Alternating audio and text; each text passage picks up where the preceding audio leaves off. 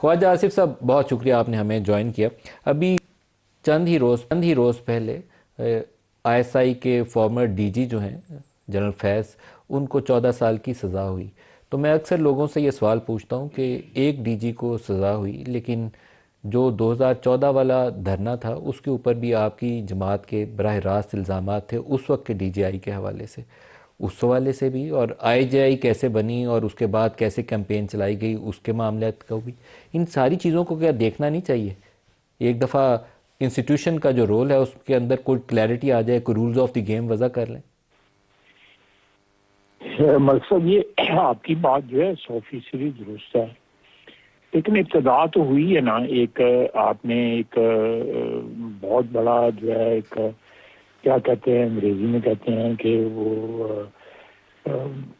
Cross کیا ہے ایک ہرڈل جو ہے، یا اس کو جو بھی آپ کہہ سکتے ہیں کہ یہ ایک چیز جو ہے آپ 6 مہینے، سال یا 2 سال یا 3 سال پہلے آپ نے میچنیبل تھی.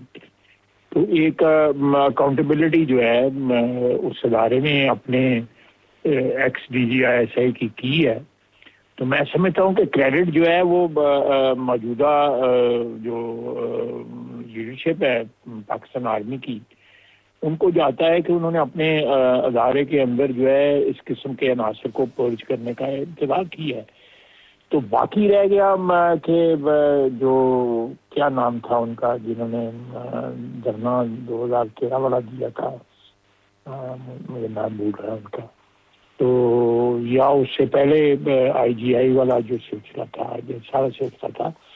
میرا خیال ہے کہ یہ جو ایک ابتدا کی ہے ادارے نے، I think we should give credit to the present leadership of Pakistan Army کہ انہوں نے کی ہے. وہ ایک کیا کہتے ہیں روبیکون جو ہے وہ انگریزی میں کہتے ہیں کہ آپ نے کراس کیا. تو بجائے اس کے کہ ہم ماضی میں ڈھیپ جائیں، ہو سکتا ہے کسی وقت جو ہے ہماری جو ہے وہ اکاؤنٹیبلٹی کا پروسیس جو ہے وہ اتنا بحال ہو جائے کہ سر عام طور پر جو پاکستانی طریقہ کار یہ ہے، معذرت کے ساتھ اس میں ہماری سیاستدان بہت بڑے قصوروار ہیں. جب وہ 2014 کے دھرنے میں پی ٹی آئی کے لیے یا وہ دھرنا کروانے کے لیے پی ٹی آئی اور پیٹ کو اکٹھا کیا گیا تھا، تو اس وقت پی ٹی آئی بینیفیشری تھی، نون لیگ کو رگڑا لگ رہا تھا. پھر اس سے پہلے آئی جے آئی چلے جائیں تو آئی جے آئی میں میاں صاحب بینیفیشری تھے، پیپلز پارٹی یا محترمہ کو اقتدار سے دور رکھنا مقصد تھا. یہ معاملہ پاکستان میں تب رک سکتا ہے کہ آپ سیاسی لوگ کچھ بیٹھ کے آپس میں کچھ وضعداری ڈیولپ کریں، کوئی رولز آف دی گیم طے کریں.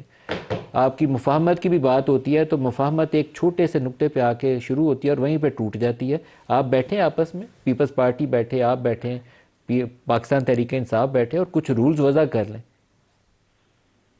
دیکھیں میں یہ اس سے کوئی انکار نہیں کر سکتا جو آپ بات کر رہے ہیں.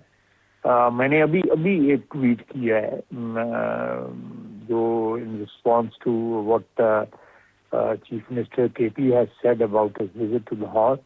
میں نے کیا ہے، میں نے کہا کہ آپ جو ہے وہ گلا کر رہے ہیں کہ پنجاب میں آپ کو اس طرح کا جو نہیں ملا اور یہ سیاست کے لیے ٹھیک نہیں ہے، ملک کے ٹھیک لیے نہیں. تو آپ سارا دن جو ہے آپ کی جو گالی بریگیڈ جو ہے، گالیاں دینے والی کی جو آپ کی بریگیڈ ہے، وہ ملک کے اندر بھی گالیاں دے رہی ہے، ملک سے باہر سے بھی گالیاں دے رہی ہے. ساتھ آپ کہہ رہے ہیں مذاکرات کریں. ہم تو مذاکرات آپ ہمیں نہیں بلیم کر سکتے. پرائم منسٹر نے 1 دفعہ نہیں، 2 دفعہ نہیں، 3-4 دفعہ اس کو آفر کی ہے، لیکن پی ٹی آئی کے آج ہی پی ٹی آئی نے اس کا جواب صحیح نہیں دیا.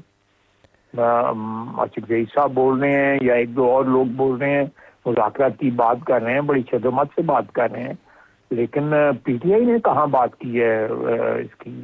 وہ تو انکاری ہے، وہ تو کہہ رہے ہیں بالکل نہیں ہے. وہ تو ماں بہن کر رہے ہیں. میں باہر سے بھی بیٹھ کے اور اندر سے بھی بیٹھ کے میں ابھی آپ کو بھجوا دیتا ہوں، اپنا اکاؤنٹ ٹویٹر کا بھجوا دیتا ہوں. تو خواجہ آصف صاحب آپ کو یہ نہیں لگتا کہ آج تو عمران خان اندر ہے، کل ہو سکتا ہے دوبارہ یہ سائیکل گھومے؟ تو چند سال پہلے بھی یہ سائیکل آپ کے اوپر رگڑے پہ لگا ہوا تھا. خواجہ آصف صاحب نے جیل کاٹی، احسن اقبال جیل گئے، خواجہ سعد رفیق جیل گئے. نواز شریف، مریم نواز، شہباز شریف جیل گئے، زرداری صاحب جیل گئے، ان کی بہن جیل گئی، اور پتہ نہیں لمبی لسٹ ہے، شاہد خاقان عباسی کئی مہینے جیل میں رہے. تو یہ آج 2 سال سے 2.5 سال سے عمران خان اور اس کی پارٹی گھوم رہی ہے، اس کے بعد پھر سائیکل گھوم کے آپ کی طرف آ جائے گا. It must end some where.